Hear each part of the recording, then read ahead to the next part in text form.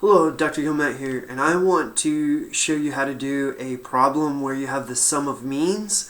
And so I have this problem here. How fast is the flash?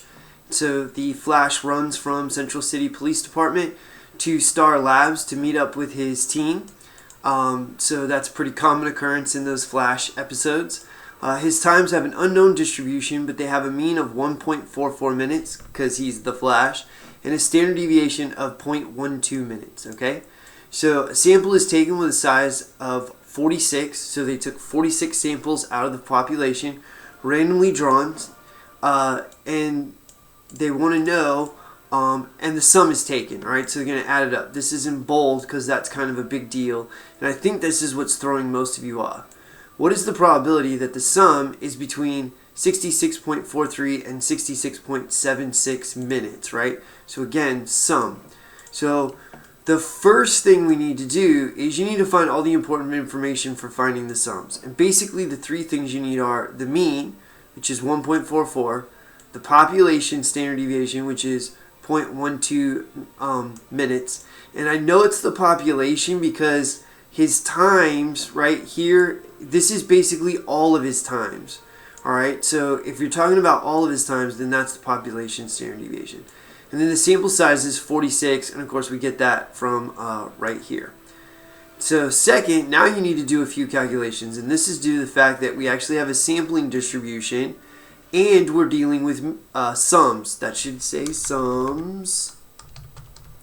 Okay, so one of the things that we're going to have to do is, because of the sum, we're going to have to find the sum of the means.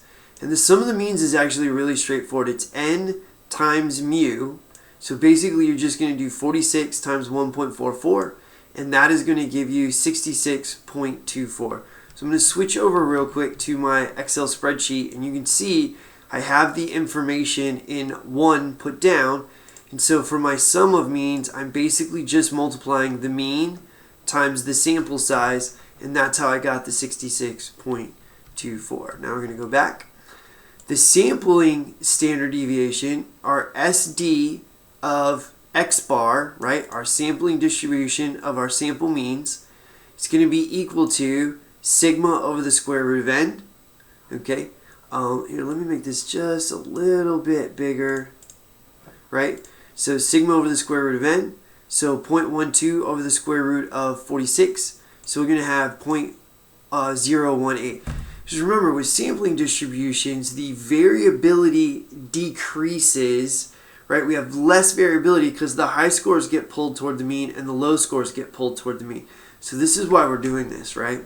Now, it's nice that we have the sampling standard deviation, but now we need to actually have the sum of the standard deviation. And again, it's really just n times the standard deviation. So it's just 46 times the 0.18 for 0.8139. And I'm going to switch over real quick to the Excel spreadsheet again. And the sum of means is right there. And then, of course, we do have, right, the population divided by the square root of the sample size.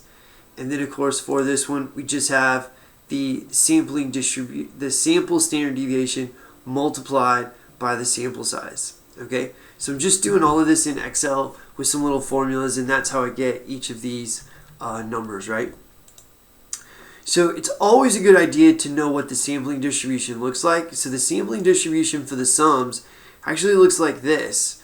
Okay, so the 66.5, so this is what our sampling distribution looks like. So the 66.24 is in the middle because that's what the central limit theorem tells us, right? That the sample mean is going to be where the population mean is. So it's going to be right in the center.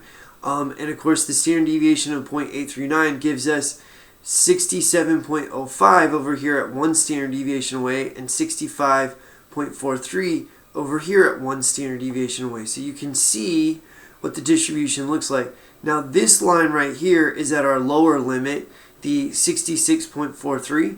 And this line right over here is at our upper limit of the 66.76.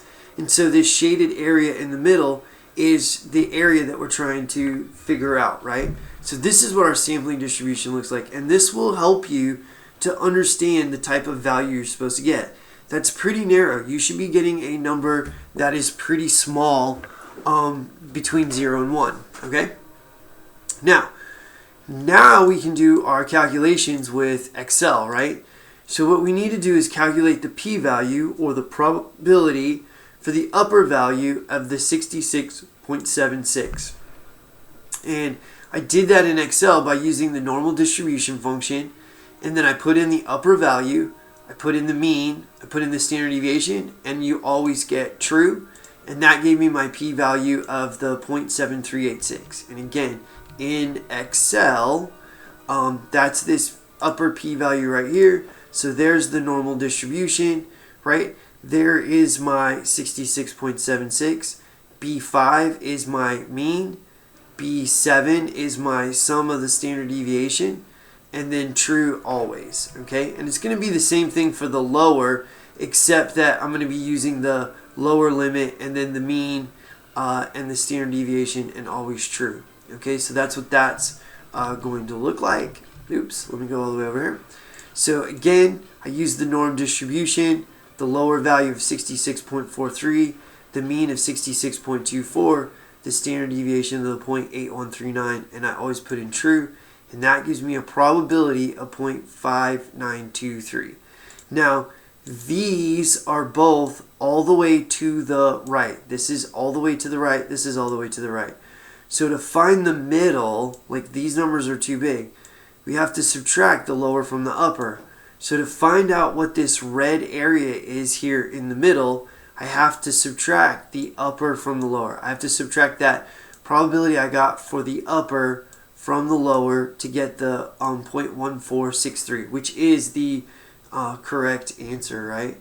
So if we go over to Excel, the between, I literally just did the upper minus the lower and hit enter, and that's where I got that value from.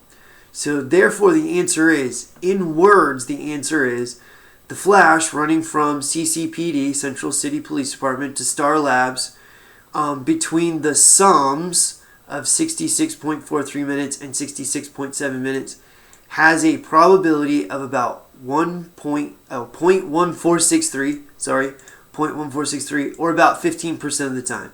Between 15% of the time, the sum of his means is going to be in this particular range. Now, if this step-by-step process helped you, that makes me happy. Tune in next time.